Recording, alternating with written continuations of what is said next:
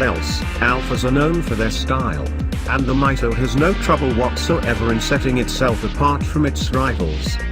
The trademark triangular grille is present and correct, flanked by teardrop-shaped headlamps and curvy front wings, while the offset license plate is another classic Alfa Romeo design feature.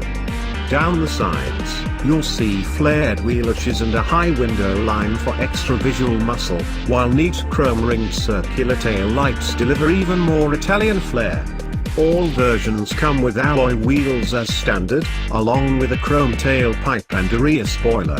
Upgrading to super trim adds front fog lights, chrome window surrounds and satin effect finishes for the door handles and mirrors, while special trim brings red painted brake calipers, rear privacy glass, carbon effect headlight surrounds and gloss effect mirrors. The high-performance Veloce model, meanwhile, has chrome twin exhausts and a shed load of badges. Unfortunately, the Mito doesn't impress on either score, and it's the ride comfort, or rather, the shortage of it, that proves most troublesome. It seems like you feel every slight crease and ripple in the road surface, meaning the car fidgets and jitters along uncomfortably at all speeds. Encounter a bigger bump, and it feels like the wheels properly slam into it, giving you a real jolt in the backside and making quite an unpleasant noise.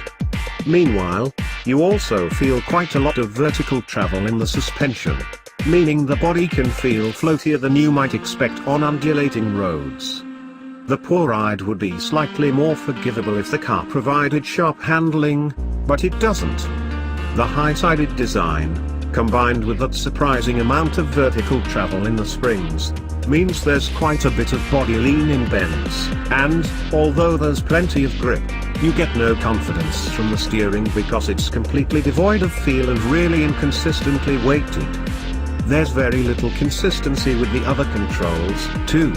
Each pedal has a vastly different weighting and travel length, making it feel like each belongs to a different car, while the 5-speed gearbox has a notchy, imprecise shift action.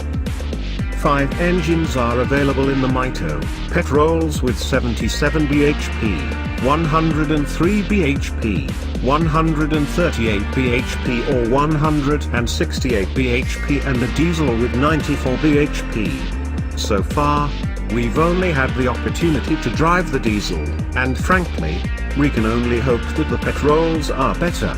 It doesn't really wake up until it's spinning at upwards of 2,000 revolutions per minute, meaning your progress can feel very labored in too many driving situations, and, if you make the mistake of letting the revs drop below 1,200 revolutions per minute, you're left desperately short of go. Roll up to a roundabout in too high a gear, plant your right foot, and you'll give yourself quite a scare. Granted, the engine pulls reasonably strongly when you give it the revs it craves, but doing so just makes driving the car too much like hard work for too much of the time.